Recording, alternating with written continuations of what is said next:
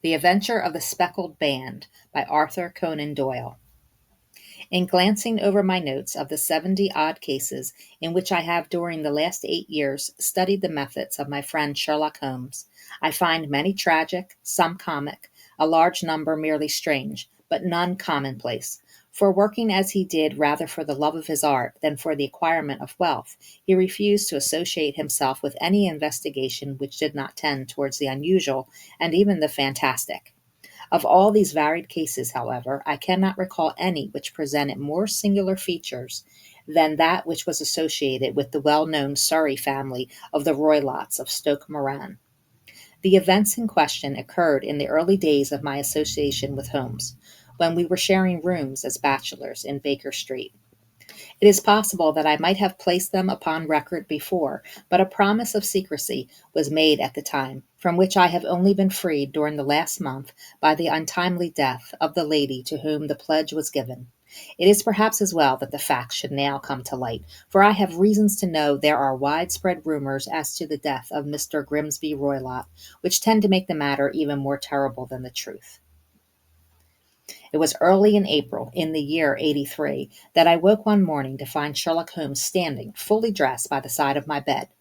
He was a late riser as a rule, and as the clock on the mantelpiece showed me that it was only 7:15, I blinked up at him in some surprise, and perhaps just a little resentment, for I was myself regular in my habits. "Very sorry to knock you up, Watson," said he, "but it's the common lot this morning. Mrs. Hudspeth has been knocked up, she retorted upon me, and I on you." "What is it, then? A fire?" "No, a client. It seems that a young lady has arrived in a considerable state of excitement, who insists upon seeing me. She is waiting now in the sitting room. Now, when young ladies wander about the metropolis at this hour of the morning, and knock sleepy people up out of their beds, I presume that it is something very pressing which they have to communicate. Should it prove to be an interesting case, you would, I am sure, wish to follow it from the outset. I thought at any rate that I should call you and give you the chance." "My dear fellow, I would not miss it for anything." I had no keener pleasure than in following Holmes on his professional investigations and in admiring the rapid deductions, as swift as intuitions, and yet always founded on a logical basis, with which he unraveled the problems which were submitted to him. I rapidly threw on my clothes, and was ready in a few minutes to accompany my friend down to the sitting room. A lady dressed in black and heavily veiled, who had been sitting in the window, rose as we entered. "Good morning, madame," said Holmes cheerily. "My name is Sherlock Holmes. This is my intimate friend and associate, Dr. Watson, before whom you can speak as freely as before myself. Ha! I'm glad to see that Mrs. Hudson has had the good sense to light the fire. Pray draw up to it, and I shall order you a cup of hot coffee, for I observe that you are shivering." "It is not the cold which makes me shiver," said the woman in a low voice, changing her seat as requested. "What then?" "It is fear, Mr. Holmes. It is terror." She raised her veil as she spoke, and we could see that she was indeed in a pitiable state of agitation, her face all drawn and gray, with restless, frightened eyes, like those of some hunted animal. Her features and figure were those of a woman of 30, but her hair was shot with premature gray, and her expression was weary and haggard. Sherlock Holmes ran her over with one of his quick, all-comprehensive glances. "You must not fear," he said soothingly, bending forward and patting her forearm. "We shall soon set matters right, I have no doubt. You have come in by the train this morning, I see." "You know me, then?" "No, but I observed the second half of a return ticket in the palm of your left glove. You must have started early, and yet you had a good drive in a dog-cart along heavy roads before you reached the station." The lady gave a violent start, and stared in bewilderment at my companion. "There is no mystery, my dear madame," he said, smiling. "The left arm of your jacket is spattered with mud in no less than 7 places. The marks are perfectly fresh. There is no vehicle save a dog-cart which throws up mud in that way, and then only when you sit on the left-hand side of the driver." "Whatever your reasons may be, you are perfectly correct," said she. "I started from home before 6, reached Leatherhead at 20 past, and came in by the first train to Waterloo. Sir, I can stand this strain no longer.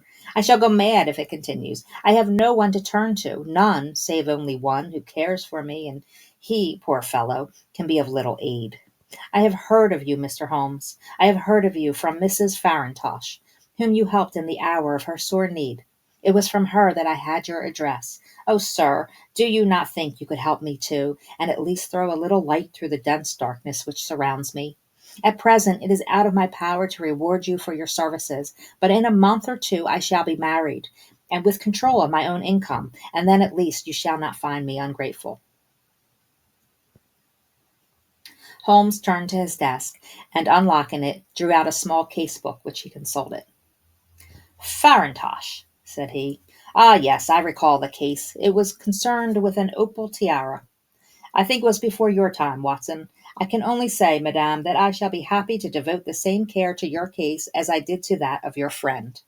As to reward, my profession is its reward, but you are at liberty to defray whatever expenses I may be put to at the time which suits you best.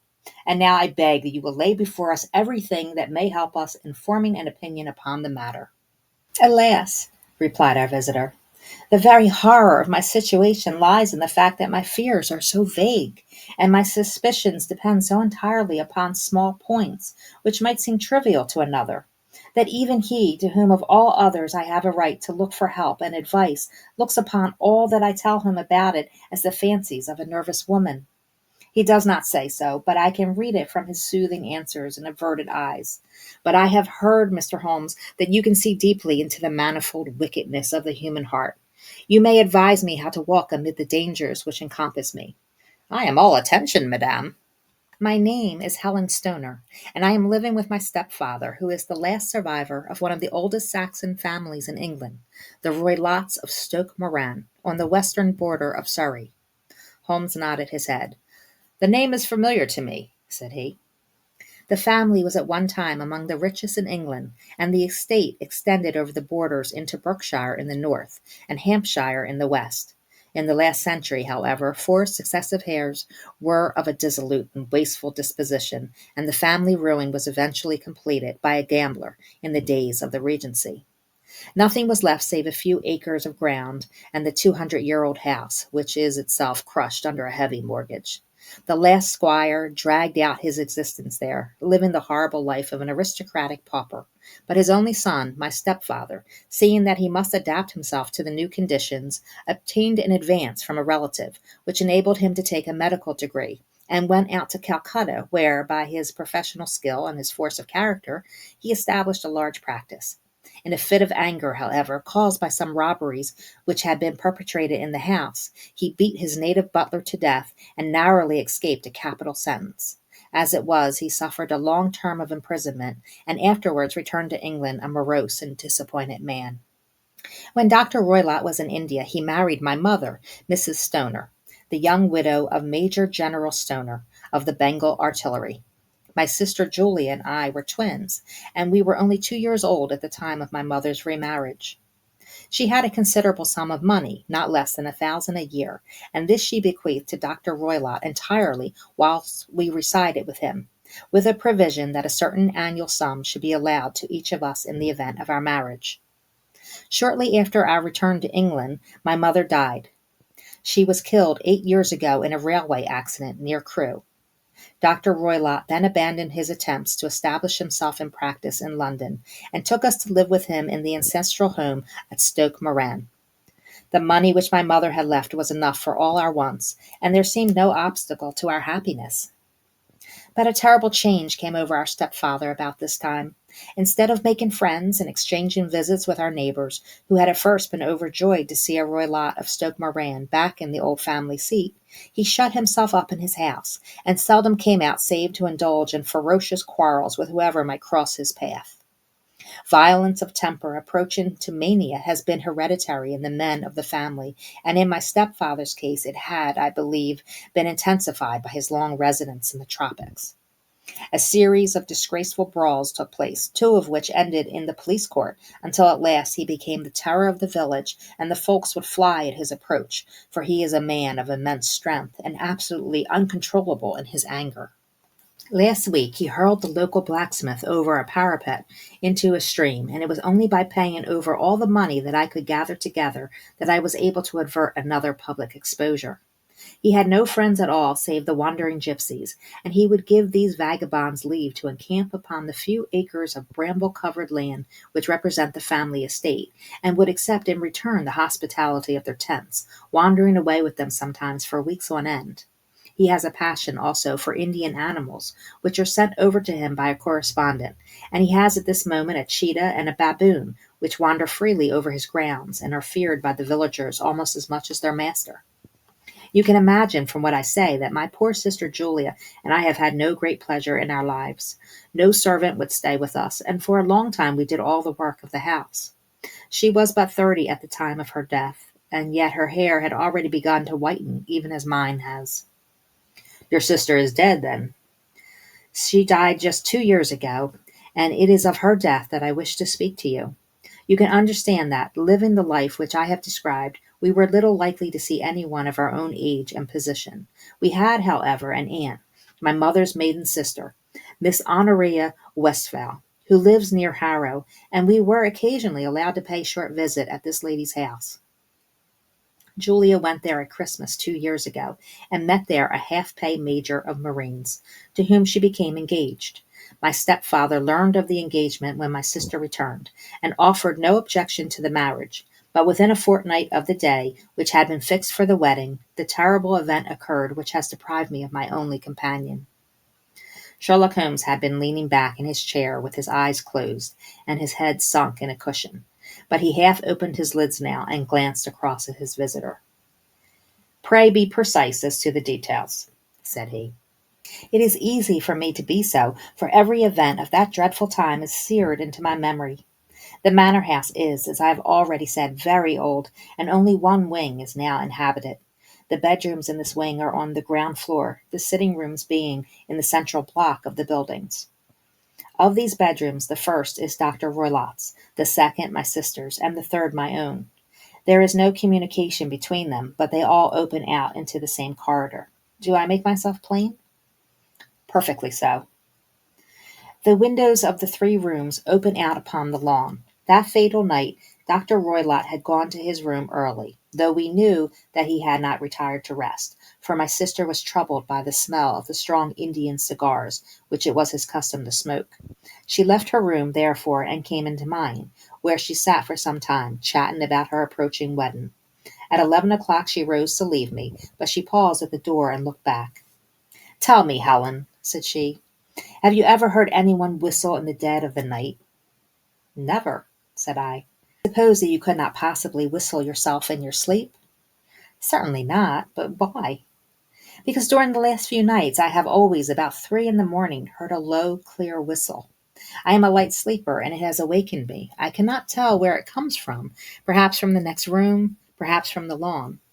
I thought that I would just ask you whether you had heard it." "No, I have not. It must be those wretched gypsies in the plantation." "Very likely. And yet, if it were on the lawn, I wonder that you did not hear it also." "Ah, but I sleep more heavily than you." "Well, it is of no great consequence at any rate." She smiled back at me, closed my door, and a few moments later I heard her key turn in the lock. "Indeed," said Holmes. "Was it your custom always to lock yourselves in at night?" "Always." "And why?" "I think that I mentioned to you that the doctor kept a cheetah and a baboon. We had no feeling of security unless our doors were locked." "Quite so. Pray proceed with your statement."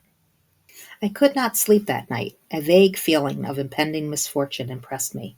My sister and I, you will recollect, were twins, and you know how subtle are the links which bind 2 souls which are so closely allied. It was a wild night. The wind was howling outside, and the rain was beating and splashing against the windows. Suddenly, amidst all the hubbub of the gale, there burst forth the wild scream of a terrified woman. I knew that it was my sister's voice. I sprang from my bed, wrapped a shawl round me, and rushed into the corridor.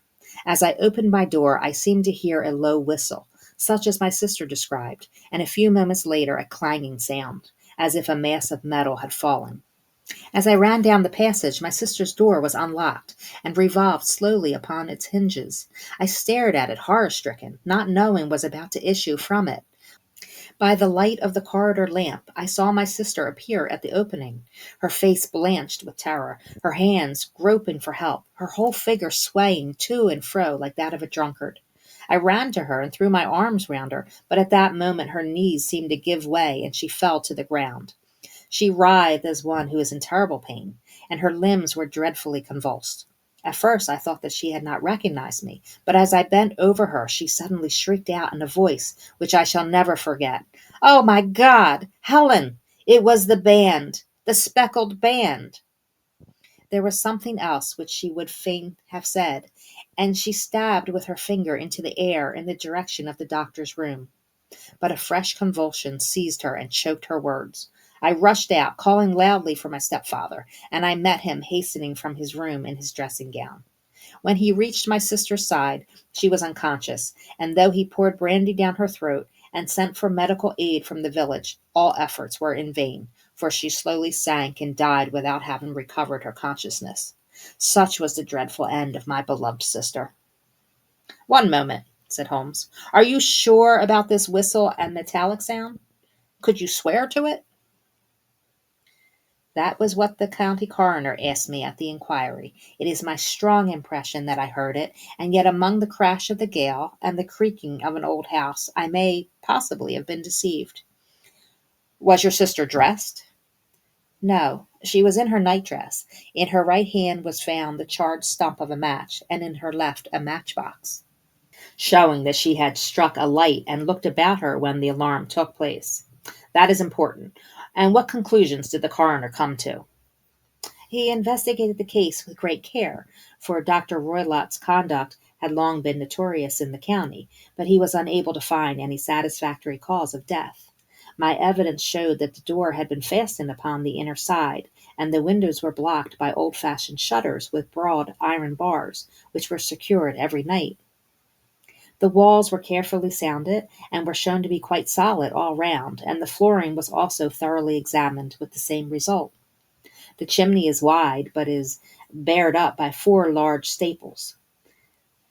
It is certain, therefore, that my sister was quite alone when she met her end. Besides, there were no marks of any violence upon her." "How about poison?" "The doctors examined her for it, but without success." "What do you think that this unfortunate lady died of, then?"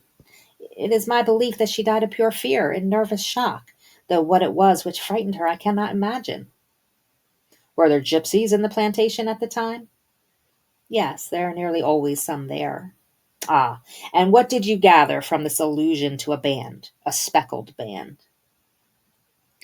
"Sometimes I have thought that it was merely the wild talk of delirium, sometimes that it may have referred to some band of people, perhaps to these very gypsies in the plantation.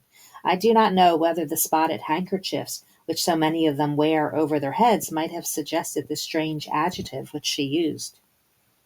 Holmes shook his head like a man who was far from being satisfied.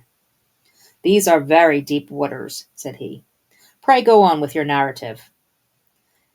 2 years have passed since then, and my life has been until lately lonelier than ever. A month ago, however, a dear friend, whom I have known for many years, has done me the honor to ask my hand in marriage. His name is Armitage, Percy Armitage, the second son of Mr. Armitage, of Crane Water, near Reading. My stepfather has offered no opposition to the match, and we are to be married in the course of the spring. 2 days ago some repairs were started in the west wing of the building, and my bedroom wall has been pierced, so that I have had to move into the chamber in which my sister died, and to sleep in the very bed in which she slept. Imagine, then, my thrill of terror when last night, as I lay awake, thinking over her terrible fate, I suddenly heard in the silence of the night the low whistle which had been the herald of her own death. I sprang up and lit the lamp, but nothing was to be seen in the room. I was too shaken to go to bed again, however, so I dressed, and as soon as it was daylight I slipped down, got a dog-cart at the Crown Inn, which is opposite, and drove to Leatherhead, from whence I have come on this morning, with the one object of seeing you and asking your advice." "You have done very wisely," said my friend. "But have you told me all?" "Yes, all." "Miss Stoner, you have not. You are screening your stepfather." "Why, what do you mean?" For answer, Holmes pushed back the frill of black lace which fringed the hand that lay upon our visitor's knee. 5 little livid spots, the marks of 4 fingers and a thumb, were printed upon the white wrist. "You have been cruelly used," said Holmes. The lady colored deeply and covered over her injured wrist. He is a hard man, she said, and perhaps he hardly knows his own strength. There was a long silence, during which Holmes leaned his chin upon his hands and stared into the crackling fire. This is very deep business, he said at last. There are 1,000 details which I should desire to know before I decide upon our course of action. Yet we have not a moment to lose. If we were to come to Stoke Moran today, would it be possible for us to see over these rooms without the knowledge of your stepfather? As it happens, he spoke of coming into town today upon some most important business. It is probable that he will be away all day, and that there would be nothing to disturb you. We have a housekeeper now, but she is old and foolish, and I could easily get her out of the way. Excellent. You are not averse to this trip, Watson? By no means. Then we shall both come. What are you going to do yourself? I have one or two things which I would wish to do now that I am in town, but I shall return by the 12 o'clock train, so as to be there in time for your coming. And you may expect us early in the afternoon. I have myself some small business matters to attend to. Will you not wait and breakfast? No, I must go. My heart is lightened already since I have confided my trouble to you. I shall look forward to seeing you again this afternoon. She dropped her thick black veil over her face and glided from the room. And what do you think of it all, Watson? Asked Sherlock Holmes, leaning back in his chair. It seems to me to be a most dark and sinister business. Dark enough and sinister enough. Yet if the lady is correct in saying that the flooring and walls are sound, and that the door, window, and chimney are impassable, then her sister must have been undoubtedly alone when she met her mysterious end. What becomes, then, of these nocturnal whistles? And what of the very peculiar words of the dying woman? I cannot think. When you combine the ideas of whistles at night, the presence of a band of gypsies who are on intimate terms with this old doctor, the fact that we have every reason to believe that the doctor has an interest in preventing his stepdaughter's marriage, the dying allusion to a band, and finally the fact that Miss Helen Stoner heard a metallic clang, which might have been caused by one of those metal bars which secured the shutters falling back into their place, I think there is a good ground to think that the mystery may be cleared along those lines. But what then did the gypsies do? I cannot imagine. I see many objections to such a theory. And so do I. It is precisely for that reason that we are going to Stoke Moran this day. I want to see whether the objections are fatal, or if they may be explained away. But what in the name of the devil? The ejaculation had been drawn from my companion by the fact that our door had been suddenly dashed open, and then a huge man framed himself in the aperture. His costume was a peculiar mixture of the professional and the agricultural, having a black top hat, a long frock coat, and a pair of high gaiters, then a hunting crop swinging in his hand. So tall was he that his hat actually brushed the crossbar of the doorway, and his breadth seemed to span it across from side to side. A large face, seared with 1,000 wrinkles, burned yellow with the sun, and marked with every evil passion, was turned from one to the other of us, while his deep-set, bile-shot eyes, and the high, thin, fleshless nose, gave him somewhat the resemblance to a fierce old bird of prey. "Which of you is Holmes?" asked this apparition. "My name, sir, but you have the advantage of me," said my companion quietly. "I am Dr. Grimsby Roylott, of Stoke Moran." "Indeed, doctor," said Holmes blandly. "Pray take a seat." "I will do nothing of the kind. My stepdaughter has been here. I have traced her. What has she been saying to you?" "It is a little cold for the time of the year," said Holmes. "What has she been saying to you?" screamed the old man furiously. "But I have heard that the crocuses promise well," continued my companion imperturbably. "Ha! You put me off, do you?" said our new visitor, taking a step forward and shaking his hunting crop. "I know you, you scoundrel. I have heard of you before. You are Holmes, the meddler."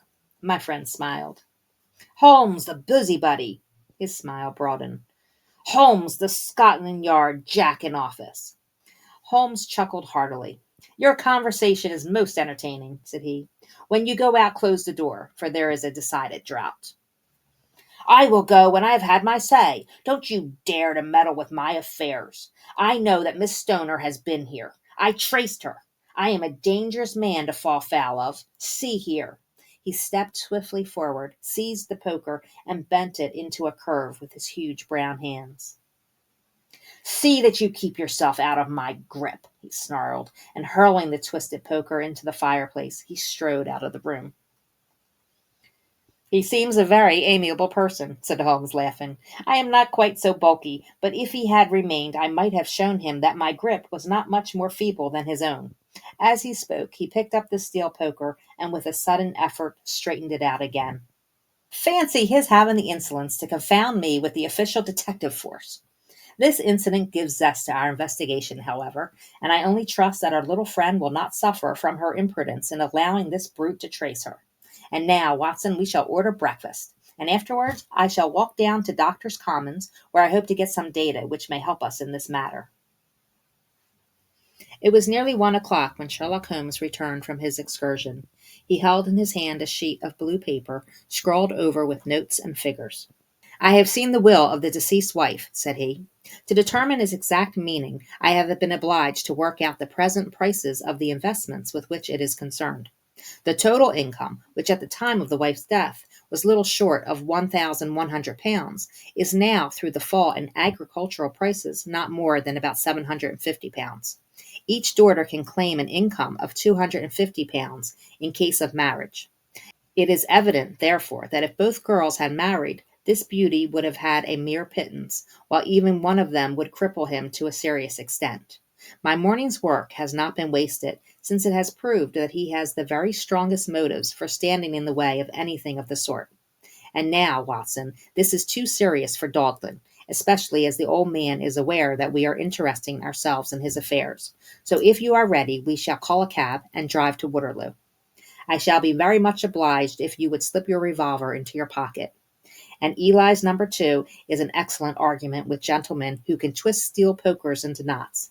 That and a toothbrush are, I think, all that we need.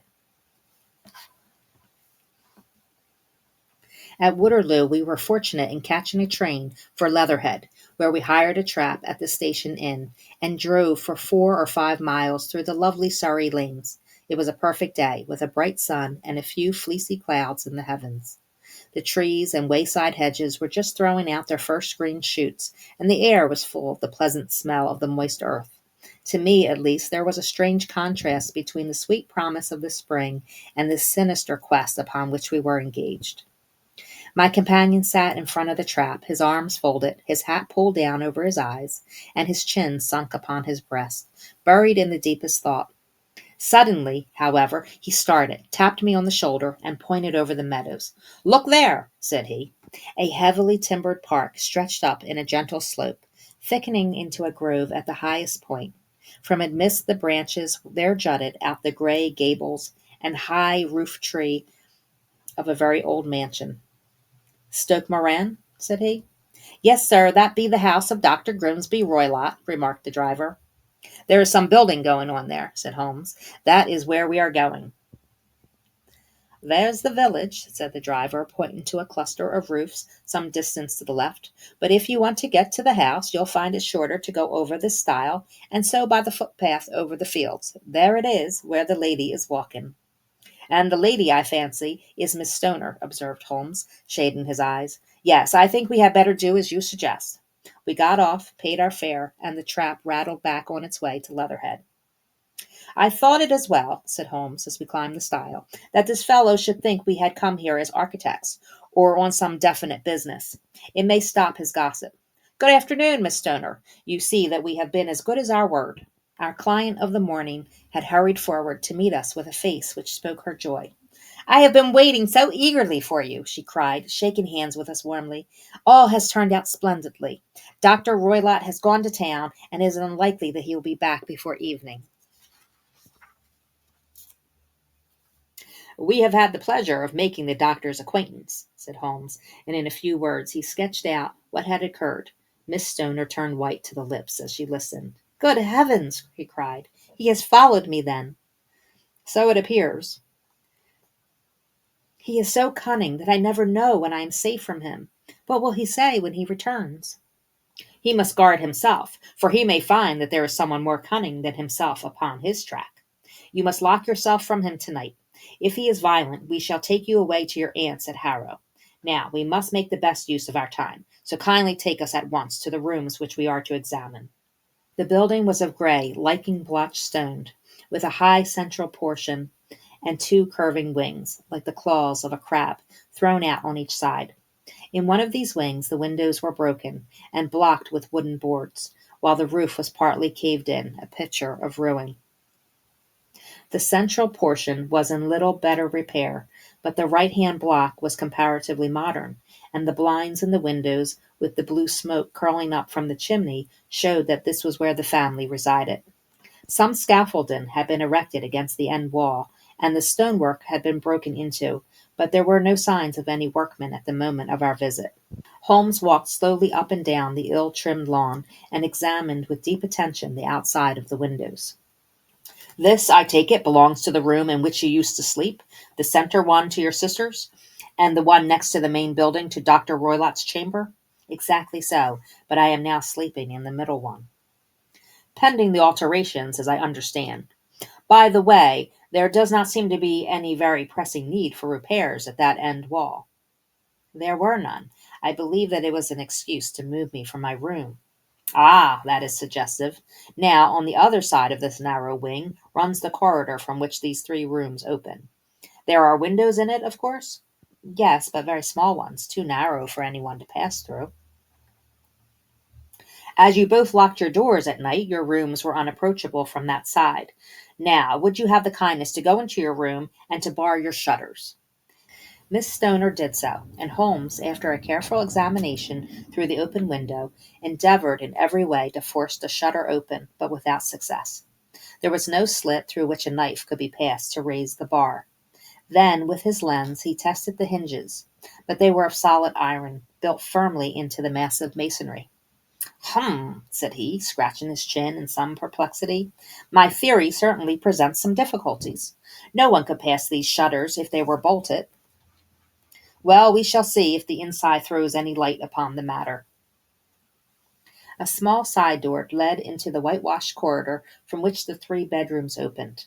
Holmes refused to examine the third chamber, so we passed at once to the second, that in which Miss Stoner was now sleeping, and in which her sister had met her fate. It was a homely little room, with a low ceiling and a gaping fireplace, after the fashion of old country houses. A brown chest of drawers stood in one corner, a narrow white counterpane bed in another, and a dressing-table on the left-hand side of the window.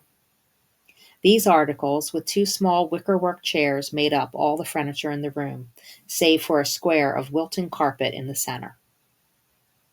The boards round and the paneling of the walls were brown, worm-eaten oak, so old and discolored that it may have dated from the original building of the house. Holmes drew one of the chairs into a corner and sat silent, while his eyes traveled round and up and down, taking in every detail of the apartment.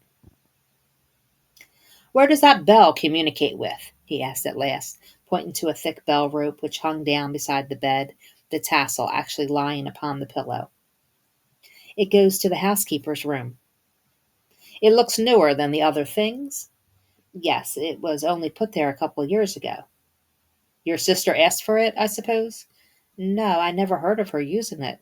We used always to get what we wanted for ourselves." "Indeed, it seemed unnecessary to put so nice a bell pull there. You will excuse me for a few minutes while I satisfy myself as to this floor." He threw himself down upon his face with his lens in his hand, and crawled swiftly backwards and forwards, examining minutely the cracks between the boards. Then he did the same with the woodwork with which the chambers were paneled. Finally he walked over to the bed, and spent some time in staring at it, and in running his eye up and down the wall. Finally he took the bell rope in his hand, and gave it a brisk tug. "Why, it's a dummy," said he. "Won't it ring?"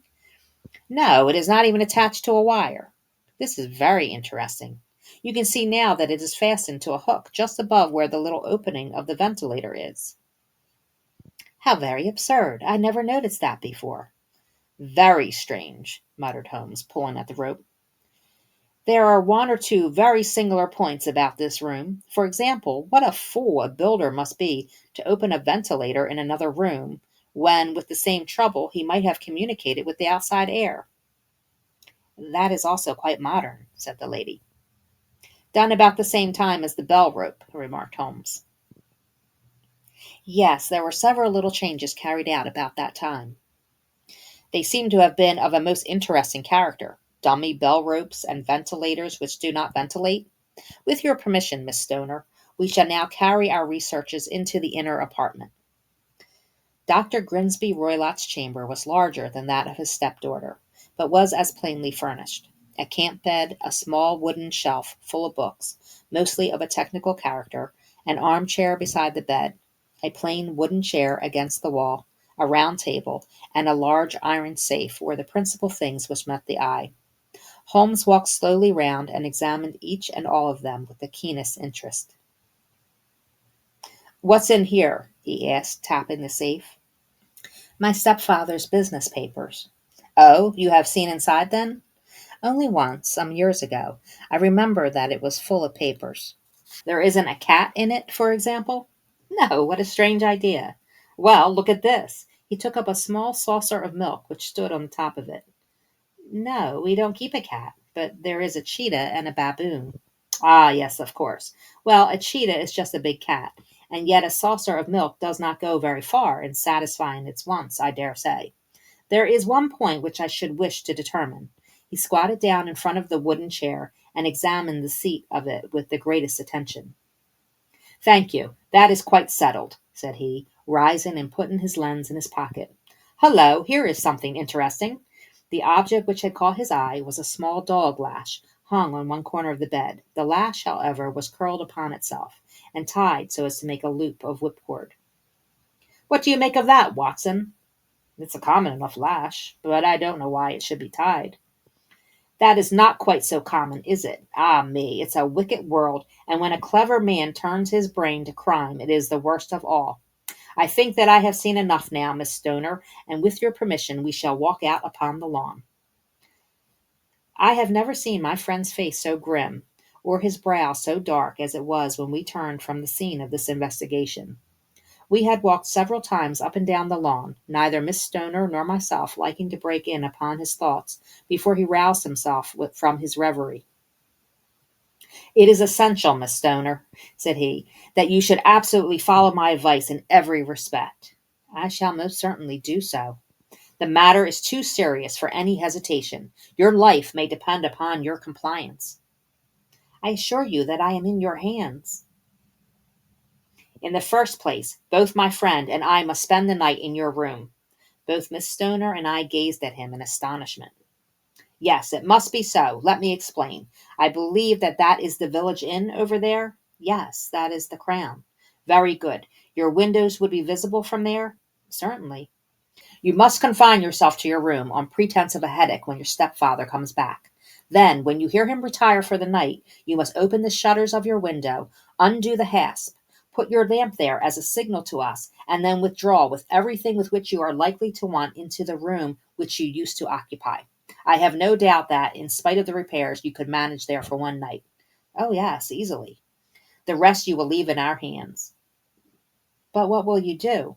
"We shall spend the night in your room, and we shall investigate the cause of this noise which has disturbed you." "I believe, Mr. Holmes, that you have already made up your mind," said Miss Stoner, laying her hand upon my companion's sleeve. "Perhaps I have." "Then for pity's sake tell me what was the cause of my sister's death." "I should prefer to have clearer proofs before I speak." "You can at least tell me whether my own thought is correct, and if she died from some sudden fright." "No, I do not think so. I think there was probably some more tangible cause. And now, Miss Stoner, we must leave you, for if Dr. Roylott returned and saw us, our journey would be in vain. Good-bye, and be brave, for if you will do what I have told you, you may rest assured that we shall soon drive away the dangers that threaten you." Sherlock Holmes and I had no difficulty in engaging a bedroom and sitting-room at the Crown Inn. They were on the upper floor, and from our window we could command a view of the avenue gate and of the inhabited wing of Stoke Moran Manor House. At dusk we saw Dr. Grimsby Roylott drive past, his huge form looming up beside the little figure of the lad who drove him. The boy had some slight difficulty in undoing the heavy iron gates, and we heard the hoarse roar of the doctor's voice and saw the fury with which he shook his clenched fists at him. The trap drove on, and a few minutes later we saw a sudden light spring up among the trees as the lamp was lit in one of the sitting rooms. "Do you know, Watson," said Holmes, as we sat together in the gathering darkness, "I have really some scruples as to taking you tonight. There is a distinct element of danger."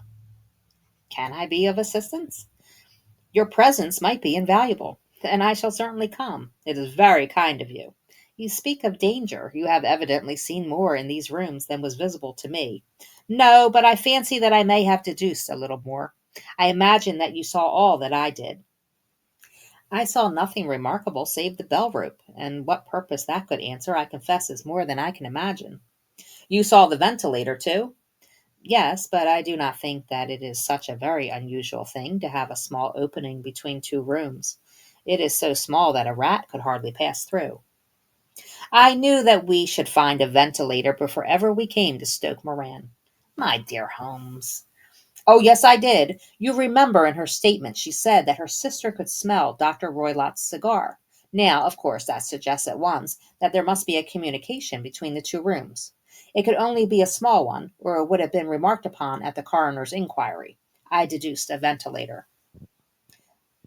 "But what harm can there be in that?"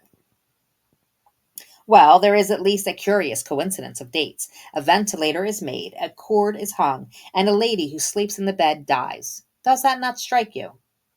"I cannot as yet see any connection." "Did you observe anything very peculiar about that bed?" "No." "It was clamped to the floor. Did you ever see a bed fastened like that before?" "No, I cannot say that I have." "The lady could not move her bed. It must always be in the same relative position to the ventilator and to the rope, for so we may call it, since it was clearly never meant for a bell pull." "Holmes," I cried, "I seem to see dimly what you are hitting at.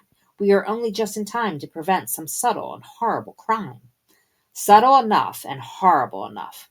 When a doctor does go wrong, he is the first of criminals.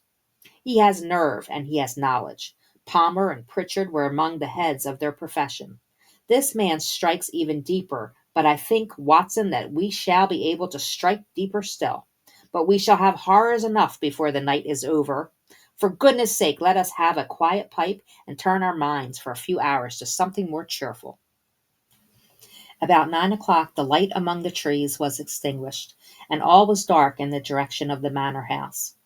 2 hours passed slowly away, and then, suddenly, just at the stroke of 11, a single bright light shone out right in front of us. "That is our signal," said Holmes, springing to his feet. "It comes from the middle window." Wait a minute.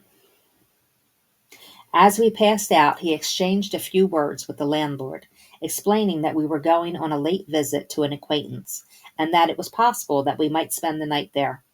A moment later we were out on the dark road, a chill wind blowing in our faces, and one yellow light twinkling in front of us through the gloom to guide us on our sombre errand. There was little difficulty in entering the grounds, for unrepaired breaches gaped in the old park wall. Making our way among the trees, we reached the lawn, crossed it, and were about to enter through the window, when out from a clump of laurel bushes there darted what seemed to be a hideous and distorted child, who threw itself on the grass with the writhing limbs and then ran swiftly across the lawn into the darkness. "My God!" I whispered. "Did you see it?" Holmes was for the moment as startled as I. His hand closed like a vice upon my wrist in his agitation. Then he broke into a low laugh and put his lips to my ear. "It is a nice household," he murmured. "That is the baboon." I had forgotten the strange pets which the doctor affected.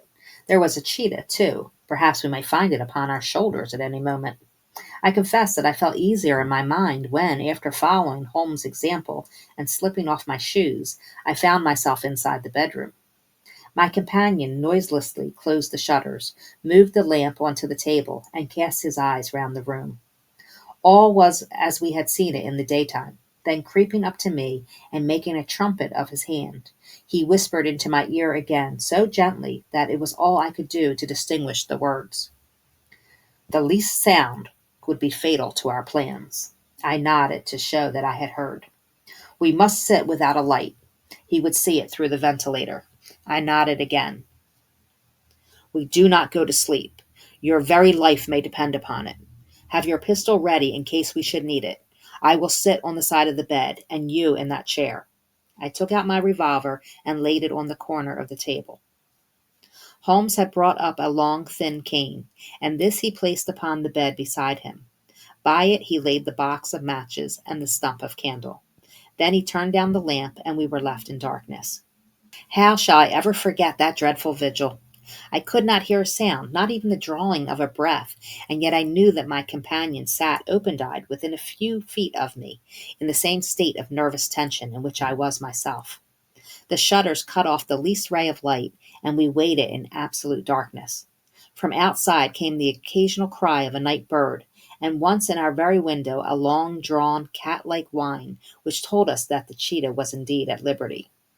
Far away we could hear the deep tones of the parish clock, which boomed out every quarter of an hour.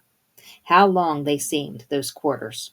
12 o'clock, and 1, and 2, and 3, and still we sat waiting silently for whatever might befall. Suddenly there was a momentary gleam of a light up in the direction of the ventilator, which vanished immediately, but was succeeded by a strong smell of burning oil and heated metal.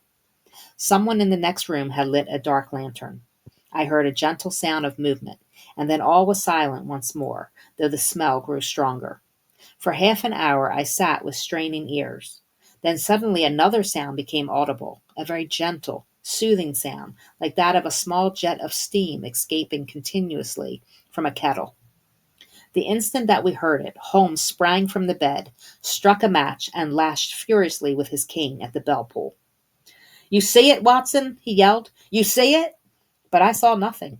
At the moment when Holmes struck the light, I heard a low, clear whistle, but the sudden glare flashing into my weary eyes made it impossible for me to tell what it was at which my friend lashed so savagely. I could, however, see that his face was deadly pale, and filled with horror and loathing. He had ceased to strike, and was gazing up at the ventilator, when suddenly there broke from the silence of the night the most horrible cry to which I have ever listened. It swelled up louder and louder, a hoarse yell of pain and fear and anger, all mingled in the one dreadful shriek. They say that away down in the village, and even in the distant parsonage, that cry raised the sleepers from their beds. It struck cold to our hearts, and I stood gazing at Holmes, and he at me, until the last echoes of it had died away into the silence from which it rose. "What can it mean?" I gasped. "It means that it is all over," Holmes answered, "and perhaps, after all, it is for the best. Take your pistol, and we shall enter Dr. Roylott's room."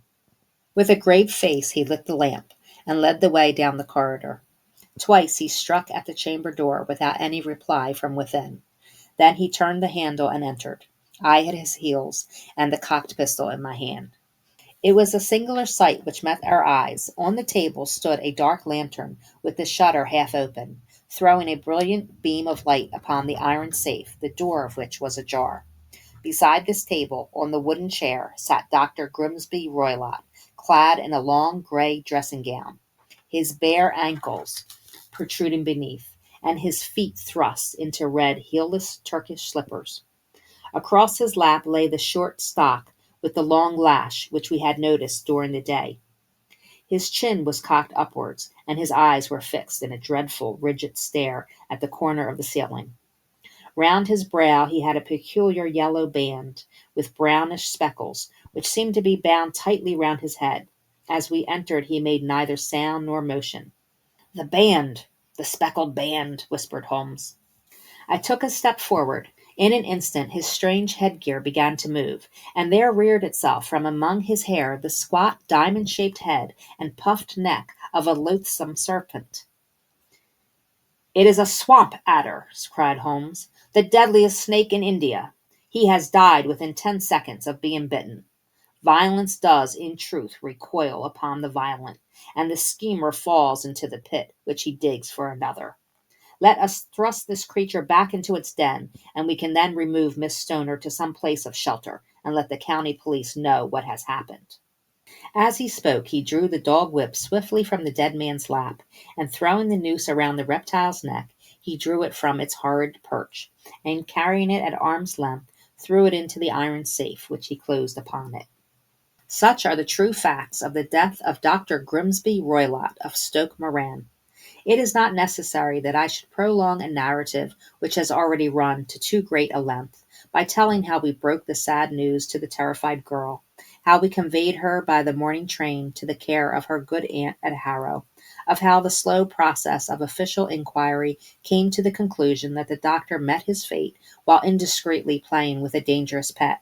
The little which I have yet to learn of the case was told me by Sherlock Holmes as we travelled back next day. "I had," said he, "come to an extremely erroneous conclusion, which shows, my dear Watson, how dangerous it always is to reason from insufficient data. The presence of the gipsies and the use of the word band, which was used by the poor girl, no doubt, to explain the appearance which she had caught a hard glimpse of by the light of her match, were sufficient to put me upon an entirely wrong scent.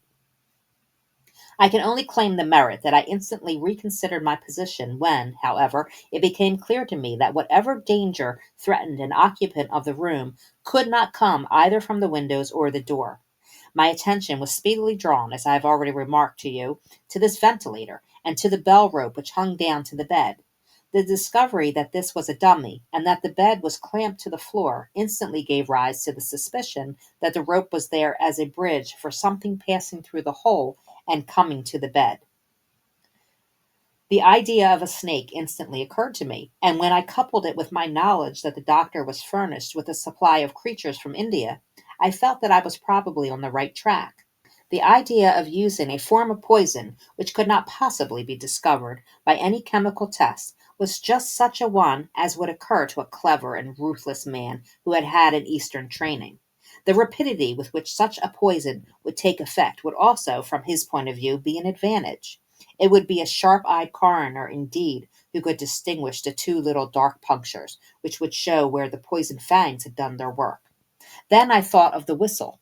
Of course, he must recall the snake before the morning light revealed it to the victim. He had trained it, probably by the use of the milk which we saw, to return to him when summoned. He would put it through the ventilator at the hour that he thought best, with the certainty that it would crawl down the rope and land on the bed. It might or might not bite the occupant. Perhaps she might escape every night for a week, but sooner or later she must fall victim. I had come to these conclusions before ever I had entered his room. An inspection of his chair showed me that he had been in the habit of standing on it, which of course would be necessary in order that he should reach the ventilator. The sight of the safe, the saucer of milk, and the loop of whipcord were enough to finally dispel any doubts which may have remained. The metallic clang heard by Miss Stoner was obviously caused by her father hastily closing the door of his safe upon its terrible occupant. Having once made up my mind, you know the steps which I took in order to put the matter to the proof.